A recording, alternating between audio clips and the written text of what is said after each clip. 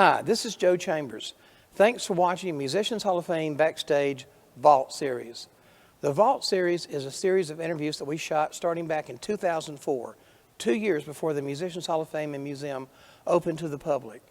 If you like what you see, please be sure to hit like, subscribe, and the notification bell so you don't miss any of our new content.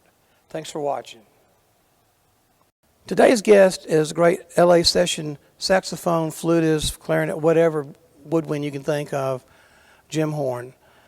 Today, Jim talks about playing. He's one of the few people that's actually played with all four of the Beatles.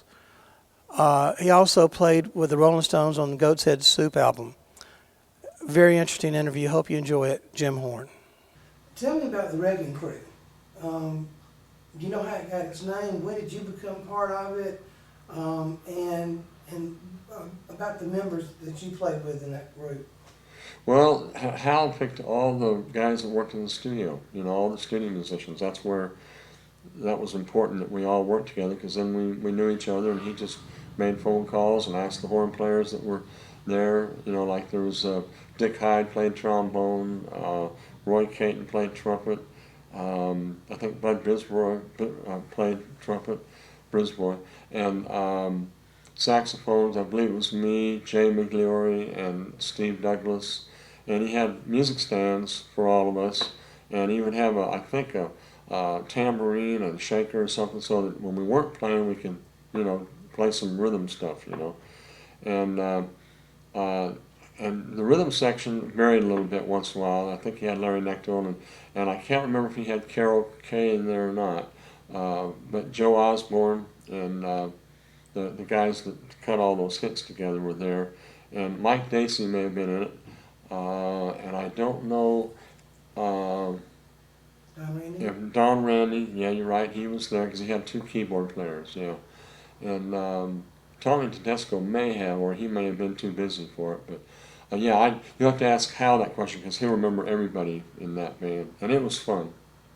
Yeah, Tommy Tedesco, I think, was like pretty much always there, I think. Yeah. He was doing tons of movie work, TV, film, and record dates, and then I slowly got into that because I doubled on all the instruments. I learned how to play clarinet, bass clarinet, oboe, English horn. I played oboe and English horn on the Carpenters records, and then all the saxophones, from soprano all the way to bass saxophone, and all the recorders, and all the flutes, and I was in demand, and I also played rock and roll saxophone solos, so that whole thing worked real good for me. And Marty Page called me a lot because he'd have me play oboe in one song and then a saxophone solo in another, and you know, Johnny Rivers records, and a lot of that stuff that he wrote for. And do you remember playing with Glenn Campbell as a session player? Oh yeah, Glenn was great. He was the lead player. He'd play solos, and he'd come in with his white bucks on, you know, and he played golf a lot even back then. And he always dressed like a golfer, you know, but played the greatest guitar, you know. And he would sit and play rhythm parts, but he would mainly take all these solos, either he or Tommy Tedesco. But he played a little more rock style, so they'd let him do a lot of the solos, and then all of a sudden, overnight, he got a record deal, and he told the contractor, Dirk, his name, I think everybody called him Dirk, and Don would call all the musicians, and he was a buddy that went to school with Jimmy Bowen, and so he was calling some other saxophone players and stuff for some of these sessions, and so Glenn Campbell went up and said, "Man, where's Jim Horn? You're not using Jim, huh?" And he said, "Oh, well, I'll be sure I call him for the next." Yeah, he said, "Call him for all the rest of them." So between him and Hal Blaine, they got me into the studio scene and told people to call me, and I'll always thank them for that. I listened to a lot of records, you know, like if young people are listening to this interview, I grew up listening to records and trying to play like my heroes, you know, and it helped out, because when I walked in the studio, I knew how to read, and if I had to play a solo, I would just think of a period or a song or a style and just kind of just jump into it. And I was doing a lot of solos on the first takes, like Little Genie was the first take, you know, and Laughter in the Rain with Neil Sedaka was one take. And I'd always want to do another one or two more, and they say, no, we've already got it, you know. Elton John one time said, you've already painted the picture, it's fine, you don't need to do another one. Hello, I'm George Harrison. I've known Jim Horn about 17 years now. I first worked with him on a song called Bangladesh, and then later on the concert for Bangladesh. He also did a tour with me in 1974 and has played on almost all my records whenever I've needed a sax player. And working with the Beatles individually was really a highlight in my career. You know, with George, I'd go over to his fly to England, work in his house for a whole week, stay there and work in his studio, and he'd just come knock on the door when he's ready for you, you know, if you were sleeping or whatever. And because when you get over there, you have jet lag. And I was trying to take a nap. My wife and I were trying to sleep, and George would come to the door and he'd go, and I'd say, yeah. He'd say, it's George. And it's like, oh, like who else would it be? You know, I'd say, oh, are you ready to work, man? He says, whenever. Just come whenever you want to come up to the studio, go to the kitchen and have something to eat, and whatever you want to do.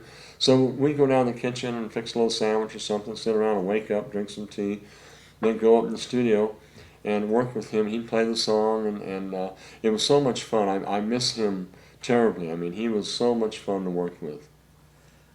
What albums did you play on with George? All Things Must Pass, those were some of the first ones, Material World. And then when I moved here to Nashville, he called me and was working on a record with Duane Eddy. So they flew me over and I worked on that record with Duane and Jeff Lynne and George. And then George said, yeah, as long as you're here, would you mind listening to some tracks I have for me next record? And I said, sure, man. So, and that was Cloud 9. And I would put on like 12, 14 saxophones on some of these licks, you know. And it was a great sound, and George called it being stung by saxophones, you know. And so I worked on his record, and then after that he called me to work on the Traveling Wilburys' next two records. And it was just a great relationship we had, and he would fly my wife Denise over, and she would, you know, have fun with his wife while I was working, and we just had a great time. You know me, my name is Ringo Starr. I usually play the drums, but today I've changed my mind. I'm holding this sax, and this is a very nice saxophone, and it belongs to the one and only Jim Horn. Do I get the money now? Ringo, that was in Los Angeles when Richard Perry was producing an album on him, and I went up to Richard's house, and Ringo was sitting out there by the pool, and I walked in. There was another Beatle. He was just sitting out there like anyone else with his trunks on around the pool, and I sat down, and he says, hello, Jim, you know, and they all had that Liverpudlian accent, you know, and he says, I need some horns. I said, great, you know, and I said, what were you hearing on this one? Because they played the tracks for me, you know. And he says, what are you asking me for? You're the horn writer, you're the horn player. Don't ask me what to write. You know, I said, okay, cool, you know. So Ringo was great to work with, and a lot of fun. And when I worked with Paul, once again, that was on Duane's record, and I flew over there, and he flew my wife over, and we stayed in this real old 400-year-old inn the night before and got to know the band and everything. And then the next day we went down to Paul's studio, which is a beautiful studio. And you look across the water, and you can see the French mountains over there. You know, you can see France. And it's very pretty. They were putting the tunnel in at that time while we were working in his studio. And he was great, very easy to work with, and knew what he wanted. And he'd run the song down with everybody, Rockestra theme. And then he'd say, okay, everybody leave except for Jim. And so I'd go sit over on the piano bench next to him, and he'd run the song down the piano and tell me where he wanted me to come in. And he said, just do some ad-lib things here, and then maybe play this melody here in this spot. And so I said, okay, cool. So he said, you can go now and have a cup of tea or something, and send Nick Lenny Smith in, and he's a piano player. So he'd show him what he wanted, and then the drummer, and just went on and on like that with each musician. And then we all went in, played the song about 2 times, and it was done, because everybody knew what to play. And it was brilliant working with him. He's a very good musician. I always wanted to ask somebody this. What do you say to Paul McCartney that he hadn't already heard, or you just skip it? You just act like the Beatles didn't happen and just talk about now, or I mean, because you know he's had to have heard it all, seen it all, done it all. You know. Well, that's where it might not be the right word, but you become jaded being around all these people like, you know, Elton and the Stones and everyone that I've been working with in Los Angeles. And so when I met the Beatles one at a time, I'm going to meet George today because he called me, and Leon Russell, he played on the track for Bangladesh, and George said, who should I get to write horns for? And he said, well, call Jim Horn. So Leon was responsible for that meeting George. So, and then with the rest of the guys, someone else would always say, well, call Jim Horn. You know, Richard Perry said, we got to have Jim Horn write the horns on this. So when they would say that, we want you to work on George's record, or want you to work on, you know, Ringo's, I thought, oh, cool, I get to meet another one of the guys, you know.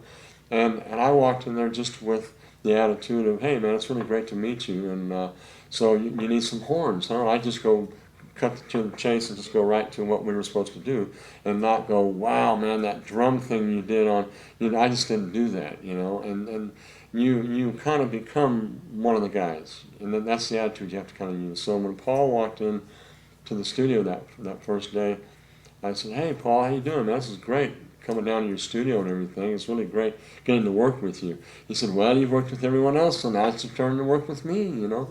And I said, well, I'm looking forward to it. And he said, me too. He said, the rest of the lads are here, so why don't we give it a go, you know. So that was our first few words there. And then we hung out in the lounge for a long time with Linda, and she was real sweet. And then John Lennon, he always called me James. He said, James, how are you? And then, you know, and I worked on the Pussycats with John and Harry Nilsson. And that was a circus, I'll tell you, that was crazy. But we had a great time. And he was on his hiatus there in LA, just being crazy like he was. But he knew what he wanted, and I loved him too. He was probably the most eccentric of them, but he was brilliant, great songwriter, he and Paul, you know. And they had a great thing together when they wrote. I mean, it was just incredible stuff, and none of it's dated. You can go back and listen to all their old stuff, and it still sounds cool, you know. Mm-hmm. And so yeah, that music is timeless, you know. Well, when I hear his Christmas song that he recorded, and I hear it at Christmas time, I almost want to cry. I mean, his voice and those lyrics, and he had so much soul when he sang, you know, his own kind of soul, you know, and so every one of those guys was great in themselves, and I feel real fortunate to have been able to work with each one of them and know them, and I just hope that you know that their music is never going to end, you know, and there's no way it's going to end, because I enjoy hearing their old songs when they come on the radio. You'd hear their first album, you'd go out and buy it, and that's really cool, and you always waited for that second album, and then the next one, and they were always different. Rubber Soul and Sgt. Pepper, everybody went nuts over that one, and they were so different, and that's what was unique about them, was they sat and came up with different songs, and none of the guitar players were ending with a sixth chord. You know, some of those songs that end with a sixth chord on the end, and you'd hear that and think, what was that, you know? And so they experimented with chords, and just some of the most brilliant chords of George Harrison with his funny and strange chords, and they're just so unique, you know? Well, they either changed with the times or they changed the times, one or the other. Yeah, I don't know where it came from. You know, they were using those diminished chords and things that just like fit. The they first worked. chord on A Hard Day's Night. Mm-hmm. Yeah, yeah. But, so, did you ever play, other than let's say the concert with Bangladesh, did you ever play with more than one Beatle? Like that was, you played with Ringo and George there. Right. No, there was never a combination. And you know what was sad? When we played the concert for Bangladesh, Yoko and John were standing like in the darkness here, where just entrance up to the stage, and they were standing over in the corner. and I saw John, and I walked over there. I said, "Oh man, you gonna come up and sing tonight with us?" And he says, "No, James, I'm just gonna sit this one out." And I thought, "Oh man, it would have been so great if he'd have come up."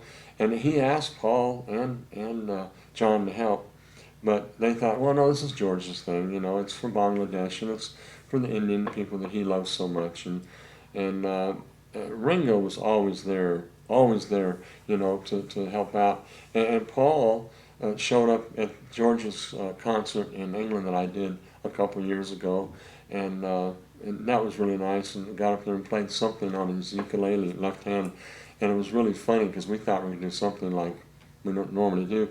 And he goes, "Something in the lane you walk." You know, and it's so funny the way he played that ukulele with that ukulele feel.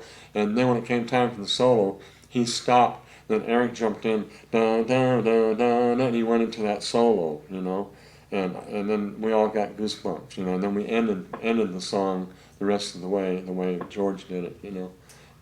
So what did you do with the Stones?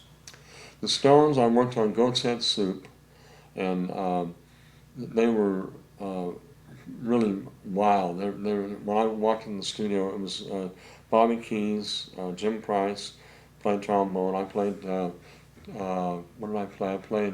I played baritone sax, and Bobby played tenor, and then Chuck Finley played trumpet.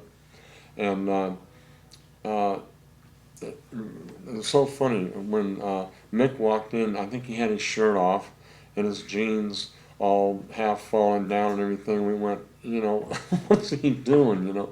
And Bobby said, "Put your shirt back on, man." He's from Texas, you know. Come on, man. Put your shirt back on. Zip them pants up. Come on."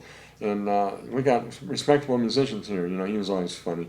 And so he put his shirt back on, left it unbuttoned, zipped his pants up, and right, man, you know.